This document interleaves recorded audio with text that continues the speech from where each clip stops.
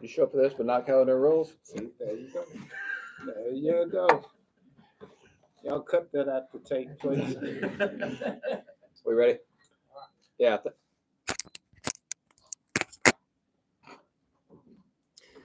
Thank you for being here today. The end of another long week of the state legislature. We're proud to, as House Democrats and Senate Democrats, to continue fighting to rebuild the middle class and keep Tennessee families safe and secure. So, again, this week, as in weeks previous, we are going to highlight some of the legislation that we have been working on, and some of my great colleagues are working on. We've got Senator Charlene Oliver here today to talk about pre-K, and then our colleague, Representative Afton Bain, is here to talk about our Democrats' effort to repeal the grocery tax in the state of Tennessee.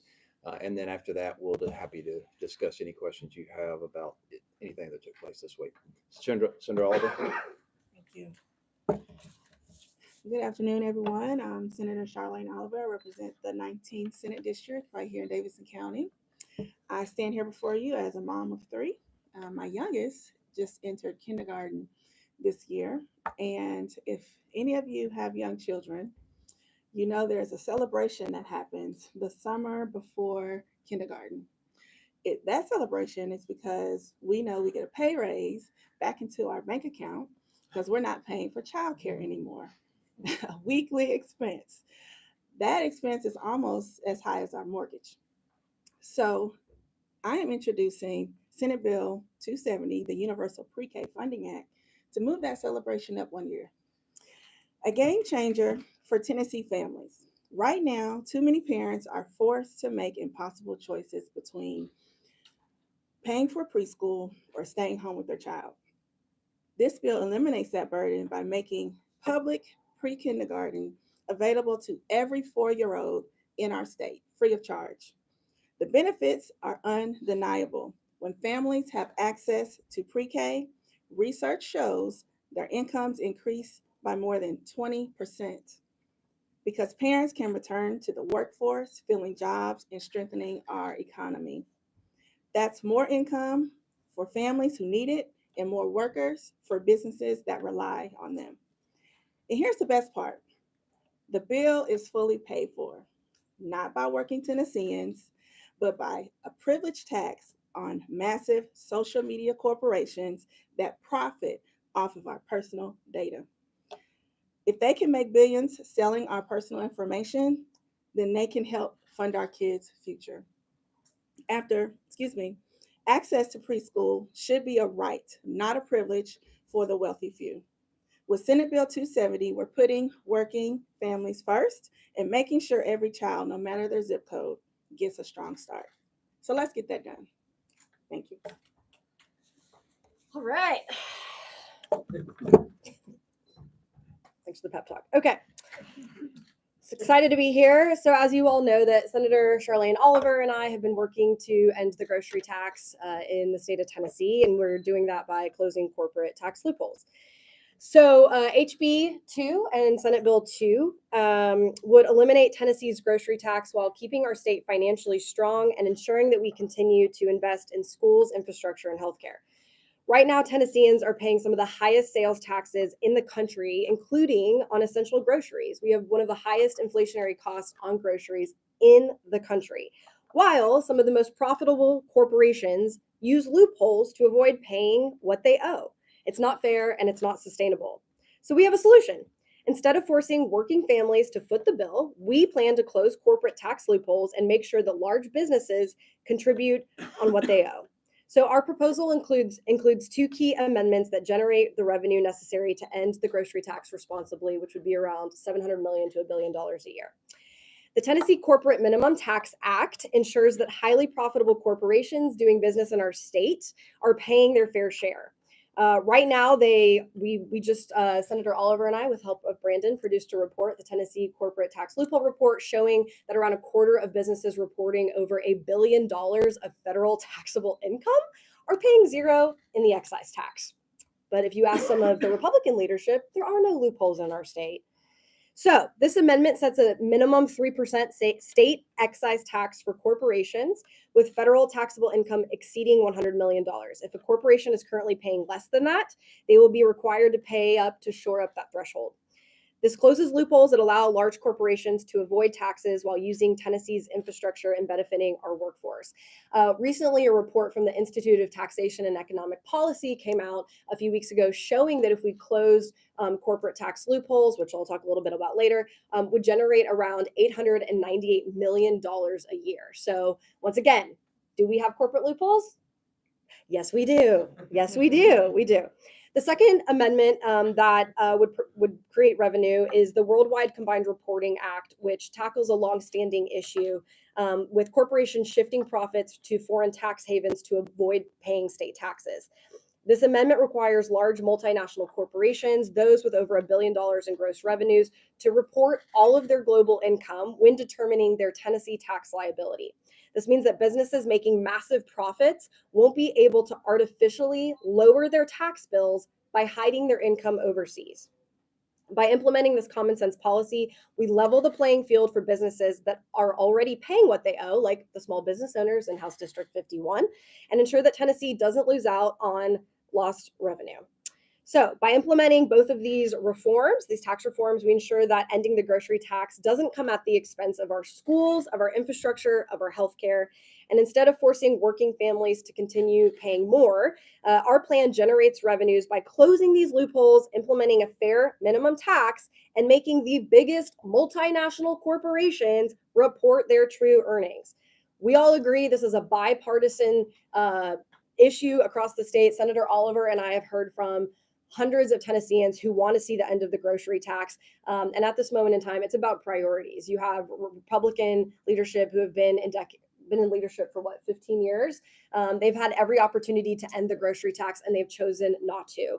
And so the ball is in their court, and we look forward to presenting this bill next week.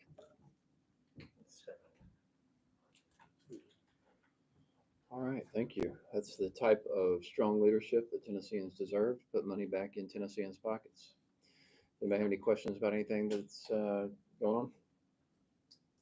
Just open anything right then? Yeah, go for All it. right, cool. I'm asking first about the bill that is calling for the disposal of any property near highways, interstates, underpasses, and this is mostly for the homeless encampment. So I wanted to know what you guys said about that. That's House Bill 0197, Senate Bill 0217, and sponsored by Leatherwood and Senator Brent Taylor, and basically passed today saying that I guess they get 30 days and they have to be removing their things from different state roads and interstates. We haven't seen it yet in the House, so I'll let Senator Oliver if you want to take it. Yeah, that bill came to the floor today, and of course I voted against that bill. Happily voted against anything Senator Taylor introduces, honestly. But you know, this my Republican colleagues lack a lot of empathy, and we need to take extreme care in how we treat our population experiencing homelessness. It is extremely cruel to target that population, especially when all they have usually to feel some sense of dignity is their belongings that they have on them, on their person. And for us as a state to sanction what would be considered violence against them by taking their possessions is wrong. So don't know what to say with why we even need this bill. We need to let our local government handle that, as well as nonprofits who know how to handle this population properly. I don't think the state should be in the business of doing that, especially TDOT. And what we asked today actually was if they're giving people this notice, because they have that 30 days, where they're kind of specifically going, and they really didn't have any answers about that. Do you have any insight onto how people will get this information, just so that they are able to prepare and maybe have a backup plan? Yeah, none of that was specified in the bill language. This doesn't spell out a plan for how those belongings are able to be retrieved, what they do with those belongings once they pick them up. So again, we irresponsibly passed a bill that does not take into account the full breadth of how this will impact people. And I have another question. This is a different topic. So with the Senate committee, they're also talking about a bill requiring Tennessee residents in schools to segregate restrooms and changing areas and showers by sex, and that also passed. So I just wanted to get some information, especially talking about schools and things, kind of what this means. I know it goes on to talking about, it will not prevent parents from taking their young children to the opposite sex restrooms, or if there are any students with disabilities, et cetera. But I just wanted to get the comment on that as well. Yeah, I know. This all kind of falls under the same header of the difference in Republican priorities and Democratic priorities. And I appreciate Senator Oliver speaking to the previous piece of legislation. I mean, instead of addressing the real problems facing Tennessee families and looking at the root causes of homelessness, for instance, the poverty rates across the state of Tennessee, the lack of access to affordable housing, those are the issues that we're trying to address and on which we are squarely focused as a Democratic caucus, rebuilding, entire entire populations and giving people a helping hand to help them lower costs, whether it be housing costs, healthcare costs, those types of things, and providing access to mental health care, which is a big driver of homelessness. Those are the things on which we're focused. Instead of doing that, they're passing this nonsense. These vague pieces of legislation with no plan of action that are overriding local officials, usurping local authority, and then focusing on continued discriminatory policies and nonsense that people across Tennessee, they're not worried about that. People aren't sitting at the dinner table every night going, what the hell's going on with the bathroom? That's not, they're wondering how they're going to put food on their table. They're wondering how they're going to buy their prescription medicines. They're wondering how they're going to take care of their mother or their child or their grandchild that's now living with them. They're focused on the potholes in the roads. Those are the issues facing Tennessee families. And these guys continue to waste our time with nonsense. I'm obviously sick and tired of it.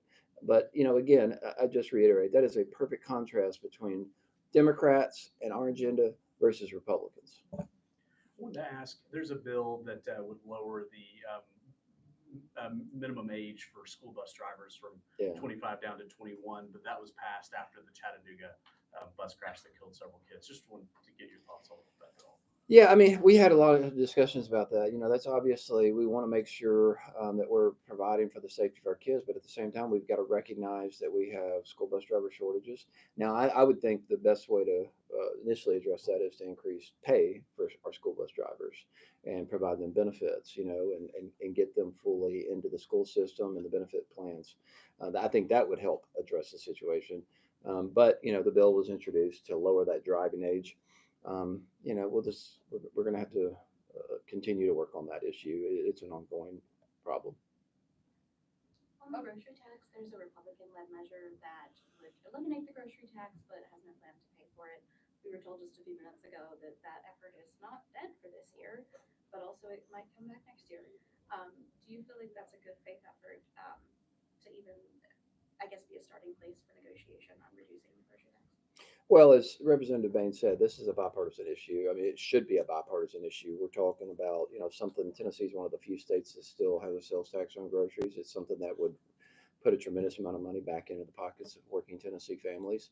You got to question, look, over the last 15 years, they've doubled the state budget, but the question is, where's that money gone? What are their priorities? Where have they committed their efforts? As Representative Bain so eloquently said, they've been giving it away to corporations and giving these corporate tax cuts, whether it's airline fuel tax credits, franchise tax. You go down the list of where they have spent and sent Tennesseans tax dollars or foregone that revenue that was being collected from corporations, which we still don't know what they're paying. Really, we have no transparency there. They've had every opportunity to do this. Now all of a sudden they're talking about, oh, well, we'll introduce this, but we'll kick it down the road. It's just more of the same from them. So thankful for the leadership of our caucus members and Senator Oliver that we actually have a plan to pay for it. And we want to do it now because every day that we continue to pull money out of working Tennesseans' pockets makes a tremendous impact on their quality of life. They could be using that money to pay for childcare. They could be using that money to do any number of things. But instead, Republicans continue to give out money to these corporations, but they don't want to give it back to working families. And I just want to add that the reason that there is a Republican effort to eliminate the grocery tax is a testament to our organizing during the election cycle last year, where many candidates adopted ending the grocery tax as part of their candidate portfolio and platform. And so the fact that leadership felt it necessary to file a similar bill speaks to our organizing power, and that the collective spirit in Tennessee is behind us in that effort. I also want to flag that there are ongoing efforts in southern states like Mississippi to limit their grocery sales tax, and they're not getting rid of it in its entirety, but they are decreasing the tax percentage. Additionally, the lieutenant governor of Alabama has come out and said, Trump, follow the leadership of Trump to end the sales tax on groceries and make groceries cheaper. So I challenge my Republican colleagues to step in line and follow the leadership of other southern states that are on the front lines of eliminating their grocery tax. There's, She, I'm you had a sorry. question? Oh, yes. So upstairs, we heard a little bit about the statistics of addiction and fatalities in the state of Tennessee, and Narcan was proposed to combat this issue as kind of a one-time Band-Aid fix, assuming that people that are battling and struggling with addiction never have to experience that again, as if people don't relapse. So do you feel like this would just be a temporary fix on a bigger problem? Yes. Two questions. The first relates to today in the Senate Joint Resolution 25, the amendment to the Constitution that would revoke Bell from the list of violent felonies, was rolled next week when it seemed like it was on its way to passage. Do we hear anything that the votes may not be there in the Senate, and with one member out today is why they need to put the brakes on that? I hadn't heard that. I don't sit on judiciary or any of those issues, so I hadn't heard that and don't know why the bill was rolled. But, Were you surprised to see that it was rolled today? yeah. It seems to be a formality that we vote for these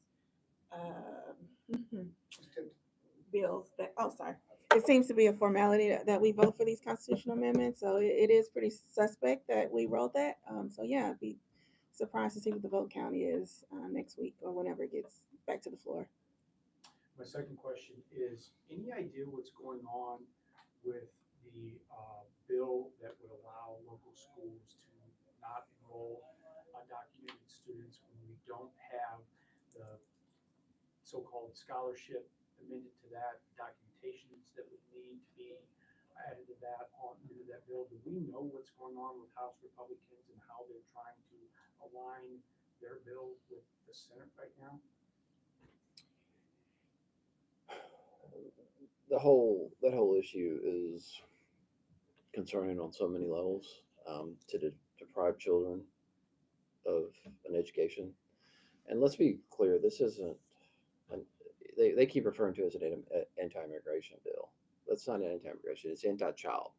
It's anti-Tennessean. Any efforts or whatever's going on with the Republicans, I hate to speculate what goes on in their mind at any given moment. But this is an attack on public education, and it's an attack on children and the families of Tennessee. And so I don't want to speculate too much about what's going on with them, but we are going to fight this with everything we have. It's unconstitutional, it's immoral, and it's cruel. The leader who sponsored this, it said in the hearings this week that is going to be optional if it passes. A, both chambers, and then B, Plyler struck down and the law stands.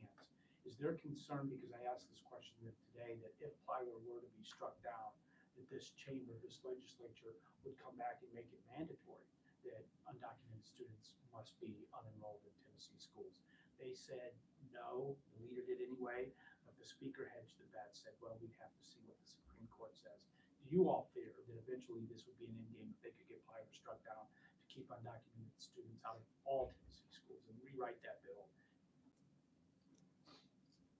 Well, I would never want to give them the benefit of the doubt to do what's right. And so I'm, as an attorney, I feel very confident that Plyler will be upheld. even with the court as it exists today. This is such a fundamental core of our republic and our form of democracy. The access to public education. It's in our state constitution for a reason. It's been deemed that way by the U.S. Supreme Court. Public education is open to every child, regardless of immigration status, regardless of anything. So I think that our court system will uphold this, and I hope we don't have to worry about what our legislature may or may not do in that event. There's so many things wrong with that piece of legislation, and I will just add this: I would like to applaud the organizations that have organized around this piece of legislation, that have come up here, families, children come up here to have their voice heard, to testify. So some of the most courageous children I've ever seen testify in the House committee and in the Senate as well against legislators trying to deprive them of their access to opportunity, which is what public school represents. And what I would like to see is more people who look like me and Representative Bain up here. Get out of their banks, get out of the law firms, get off your job site, and come down here and stand up for children. Because this is important. This affects every single family in the state of Tennessee. You don't get to deprive children of public education. And I know that an overwhelming majority of Tennesseans agree with me. So I would love to see a bunch of white dudes down here for an hour, at least 1 hour, making their voice heard on this issue, because we all care about this. This isn't just about immigrant families. They shouldn't be the only ones here protesting. Every Tennessean should be pissed off about this and get down here if they are able. Can I add something? I just also want to acknowledge the historic shift in this body from, filing constitutional bills, right, for a decade, to lawyers who are on leadership on the Republican side, knowing they are filing unconstitutional bills to challenge the Supreme Court jurisprudence. I mean, period, end of statement. So the goal now is, and Governor Lee touted being first in innovation. We're not being first in ending the grocery tax in the South. We're not first in making, childcare, expanding childcare, universal pre-K. We're being first in filing constitutional challenges so that they make their way to the Supreme Court and they undo the U.S. Constitution. And I think it is such a radical departure of precedent that we are seeing right now. And so it's not just this bill, as dire as Chairman Clemens stated, but we will see this ongoing, because this is what they want their legacy to be. And for me, it's a really traumatic and violent legacy. But let me say something too. And I thank the chairman for the courage to challenge white folks to show up for children. Because at the end of the day, it's about all of the children being all of our responsibilities. So it's not about little brown children and whether they get educated and they're within a bubble. They're going to be a part of society. It'll be negative or it'll be positive. They'll have the opportunity with a good education to be contributing to society in a way that's going to benefit everyone. The ability to be entrepreneurs or employees in the newest economy. The ability to, and this might be what's scaring them, the ability when they're more educated, to be more likely to know their rights and to pursue ways to enforce their rights, constitutional and statutory. So I want to encourage the same folks out of my neighborhood, Black folks, to also show up for the little brown children, because you're showing up for everyone's child. And we know we're at one of those benchmarks for Brown versus Board.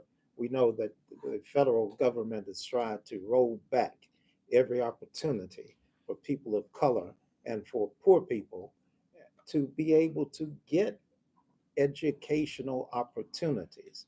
We're looking for that type of equality and equity in order to become whole citizens, and those little children deserve the same.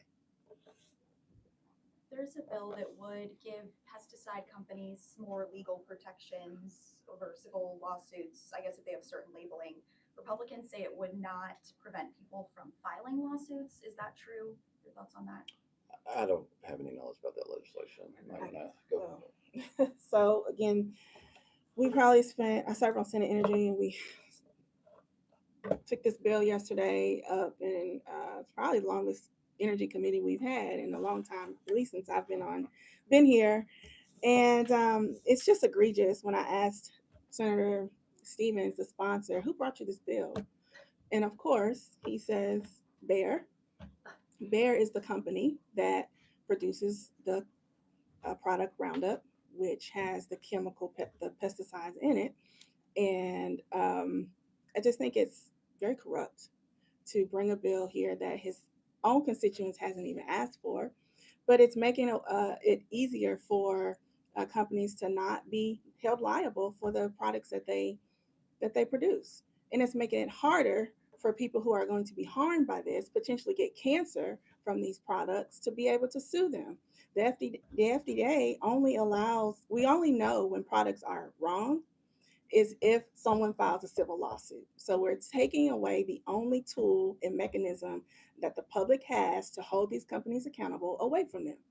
And I think it's just wrong that we passed this out of committee.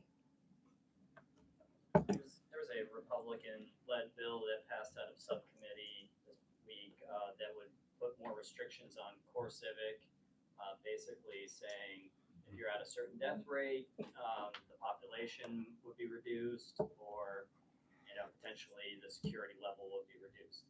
You all have talked for years. I've heard it for years and years about the audits and the issues at CoreCivic prisons.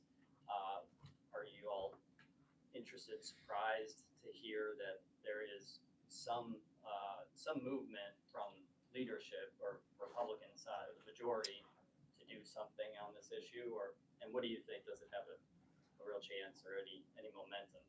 Well, first of all, I'm not going to be happy until we eliminate private prisons entirely. And I'm going to continue working towards that end as long as I have the pleasure of serving. Second of all, I'm not surprised because a lot of Republicans share my sentiments on this issue.